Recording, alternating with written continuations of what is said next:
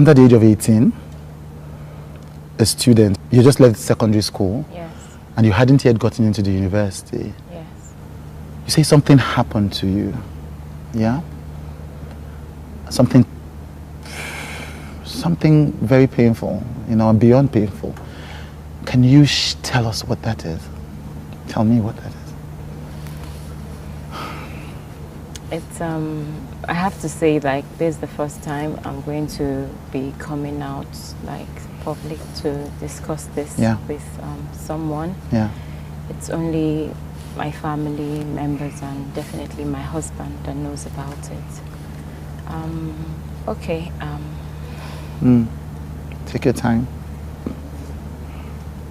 I was still in secondary school and I came home.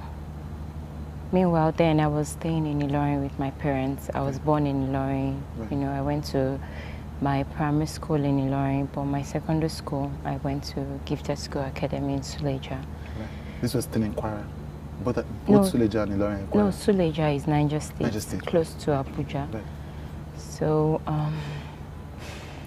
I returned home for a particular holiday, and then my sisters, they all told me, oh, they are now going to a particular, like a club, you know, but it's not a church, it's a club. They were doing their services on Saturday. It was more like a gathering of young people to just come and dance, praise God, and listen to the word of God. That was how they explained to me. And the kind of person I was then, I was this kind of person. I was the vice president of the fellowship in school. I believed in tying hair to church, you know. I didn't really want anything hip-hop, you know, jumping, that kind of gathering. So immediately my sisters told me that that's the kind of gathering. You meet a lot of people. You meet prostitutes that have given their lives to Christ. You meet cultists that have given their lives to Christ. I was like, isn't it not scary to be in the midst of all these people that I don't think I want to go. They're just like, Bukola, just come. I reluctantly went, and I saw the different people that were there. It was clear I was the youngest. So I was always pinching my sister because the way they were dancing, I felt, no, this is not it now. This looks like a club, you know. But then it was like, this is like a new way of reaching out to people to know God. So I was there. They said time for first timer to stand up. I stood up and I introduced myself. My name is Bukola Dakolo, secondary school. Then I now shipped it in that I explained my journey there, that I didn't want to come here. I thought people would be like on serious set of people. You know, how can people be praising God like this? But listening to the word of God, you know, seeing people talk, it's really amazing, and I'm so excited that I came here.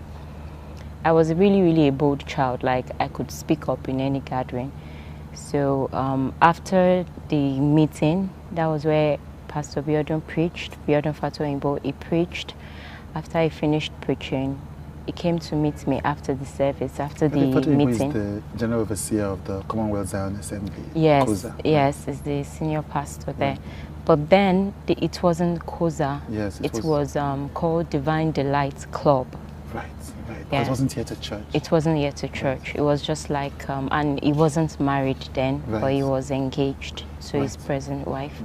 So that's how he came to me, and he was like, such a bold young lady. Like, I've never seen someone like this. You know, it was like, wow, you need to keep the fire. That please, can you do something in the next meeting before I go to school? He asked when I'll be going back to school.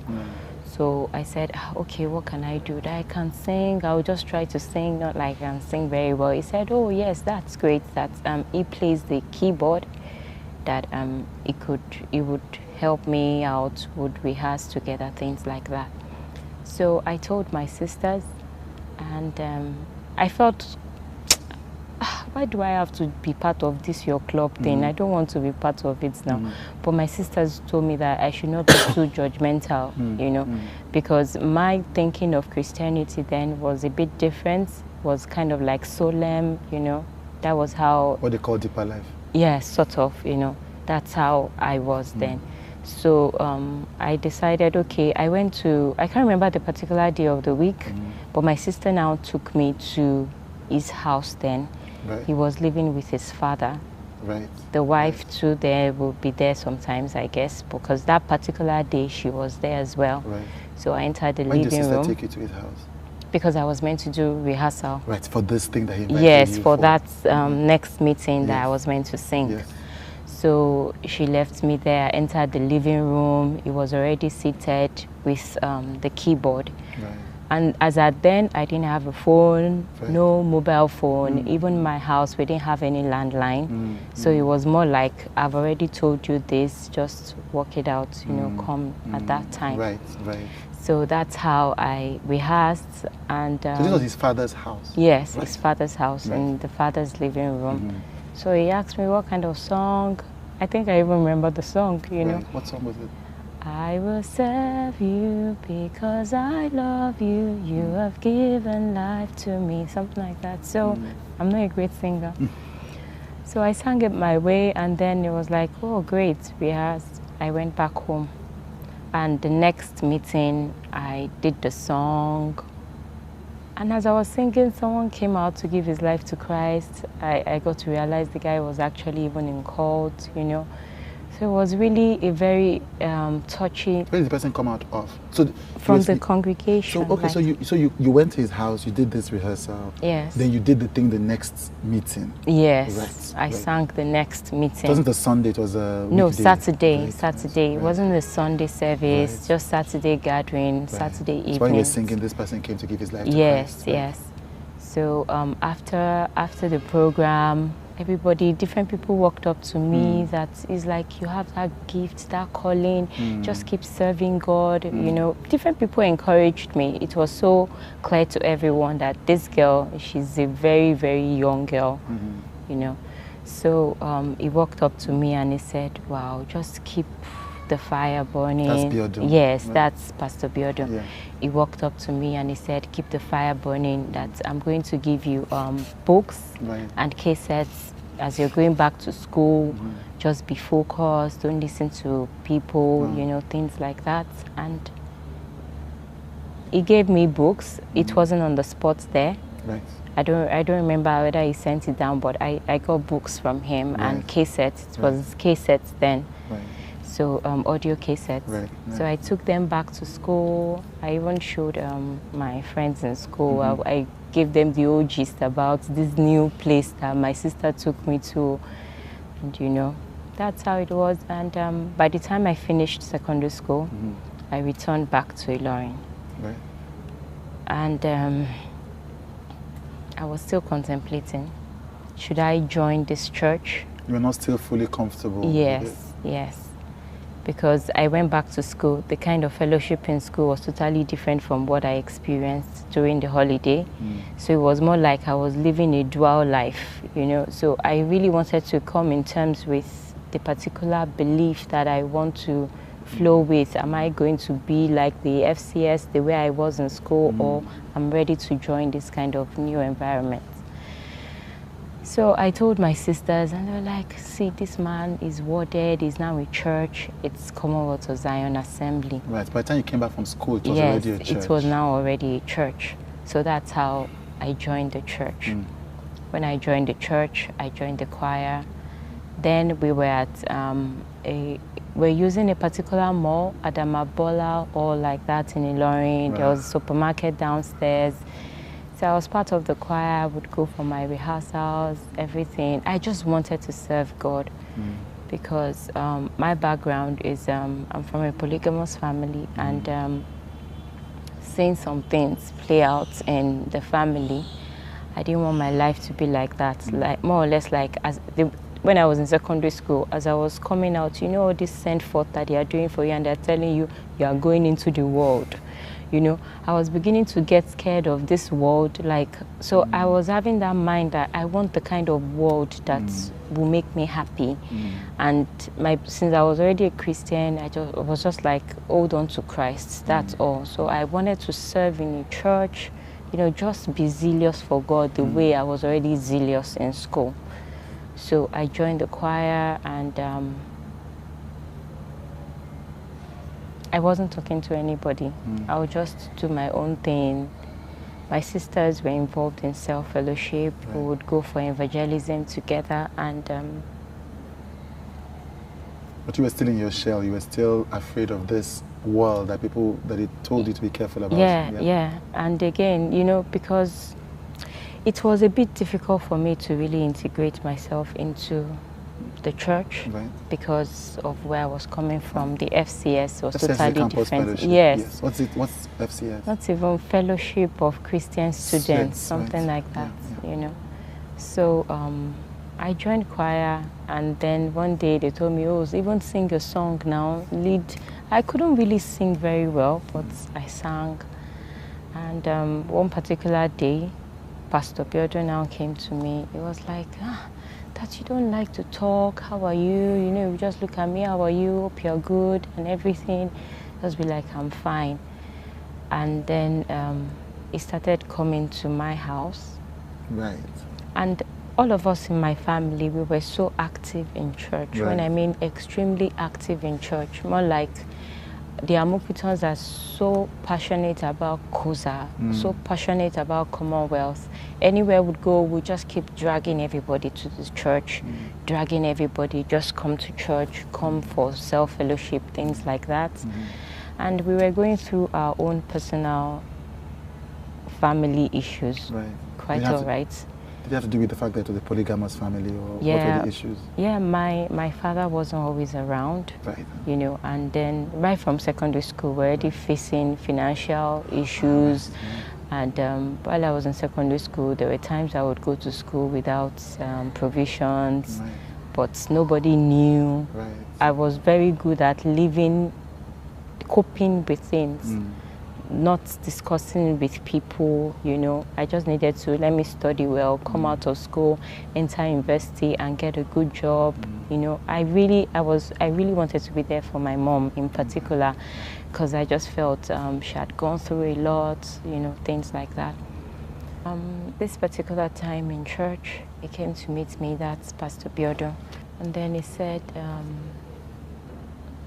I noticed you're always all by yourself. So you came to meet you in church? Or Yes, okay, right. like after a fellowship. Right. Like you're always all by yourself, things like that. Hope you're good, So I said yes. So he said he was going to come to my house the next day. Right. Had you ever done that before? No, right. no. So it was because he said you wanted to find out more about why you were quiet? Yes, he just wanted to sort of know more about me, things like that, because we were always going to church. I guess people sensed something was wrong, like in terms of family. Maybe we didn't even have money, things like that, but we never opened up to anyone. We would just take care of our own business. There were days we would go to church, no food, but then we'll go back home and sort out issues, So the next day, he came to my house in the morning, and then my mom was in the kitchen. So I told my mom that, my pastor is here. He came in, he greeted my mom, and then I told my mom that, my pastor says he's going to buy some things on Taiwo Road, that I should just accompany him, So I remember that particular day, my mom was like, Sola, which one is this one now? She said it in Yoruba. I was not like, Mommy, it's my pastor now. I'm like, there's nothing, So my mom said, okay, no problem, greeted him. As in, my mom saw that, he left with me. So he was driving a white Mercedes-Benz here, like the old, I don't know the model, but old white Mercedes-Benz. And that was where we sort of started interacting. And started talking, like, you don't say things, you're always quiet, what's wrong, So he was talking, I want to be a spiritual father to you. So at that point, even though in my world, I'm always very mindful of people around me, like when I was small, because when I was like 10, one of my dad's drivers just looked at me one way. I slapped the man. Like, why are you looking at me like that, Right. you know? So immediately I was about to just put up a guard, you know, but then he was just able to like just break it. I just want to be like the father, somebody you can always interact with. And then really I didn't have like a good relationship with my dad. He was always traveling, you say. He was Yes, not always at home. yes, Yeah. at home.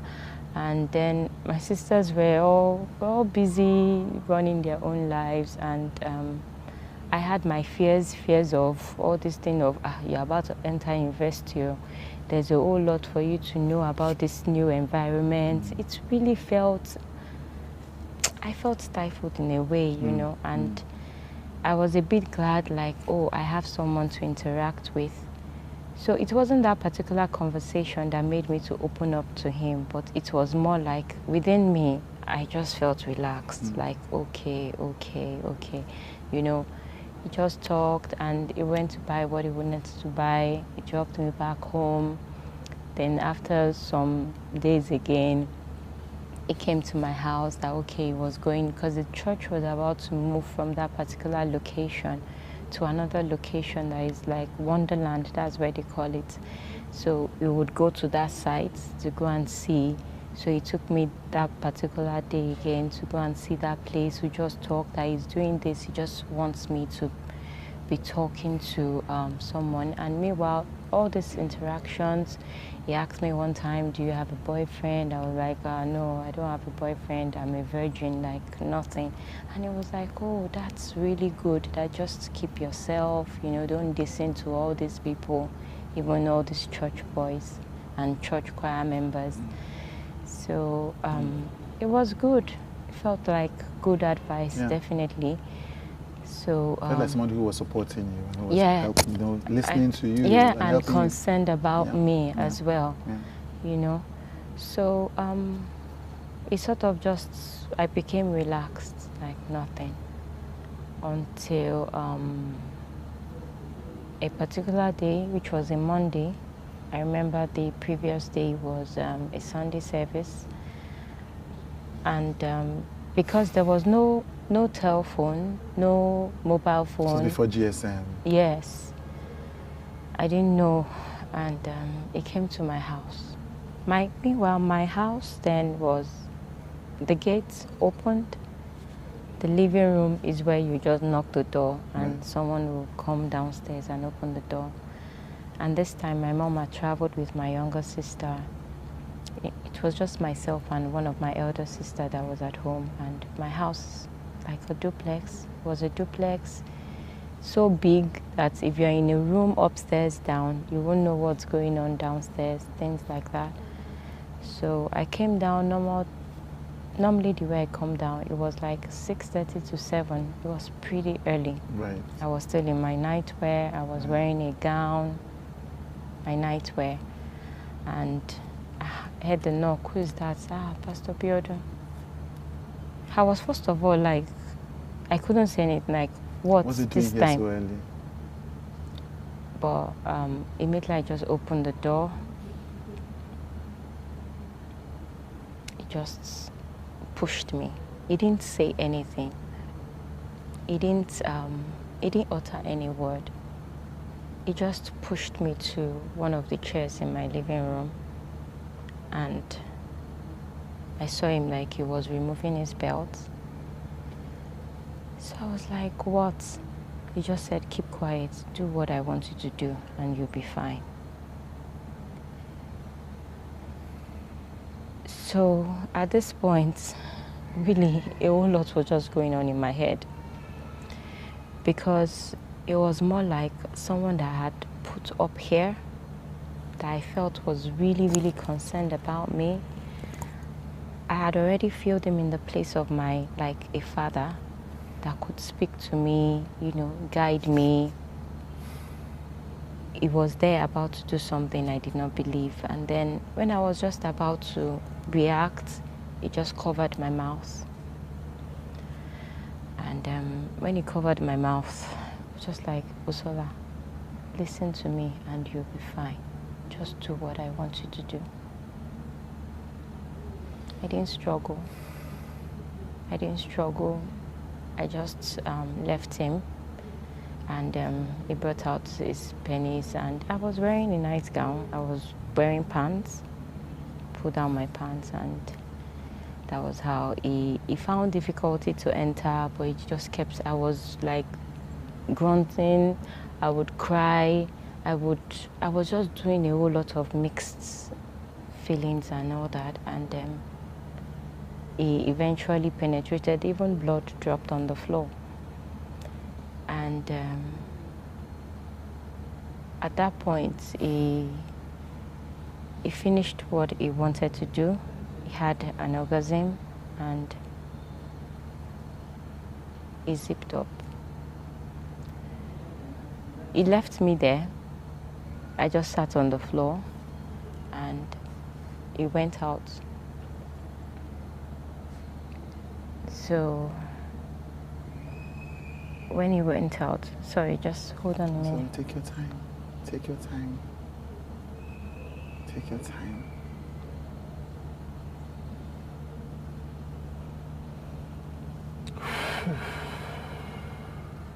Because the thing, this particular time, it looks like something that just happened, like an event, but a whole lot are damaged within me. As in, I don't even know how to define it, a whole lot. He entered his car. All I saw was he came back and he brought Crest. What is Crest? Toothpaste? No, a drink then. Mouthwash? No, a drink. Like a soft drink? Yeah, like a soft drink. Right. It was Crest. It had green contents. Right. I do remember. I think I remember Crest. Yeah, yes. so it was already opened. Right. He had opened it and he just poured it in my mouth. Why? I mean, I don't know.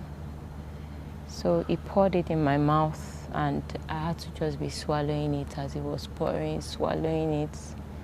And he finished and he was now tapping me like, you should be happy I'm the one that did this to you. Okay. Okay. So,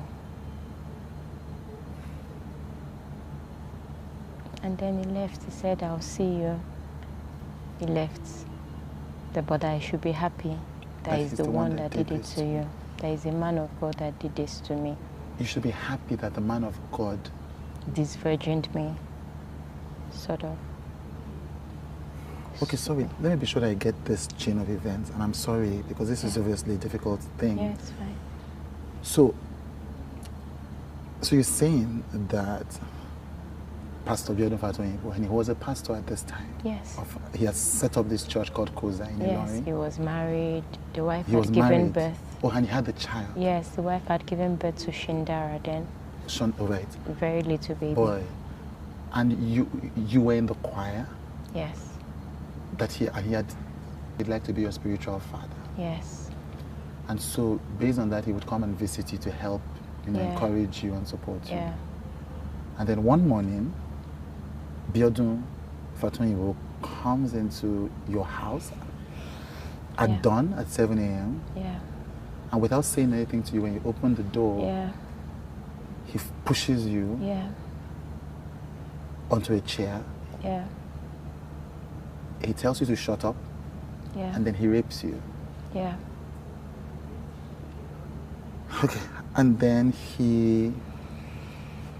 so he says, I'm sorry about this, but yeah, it's fine.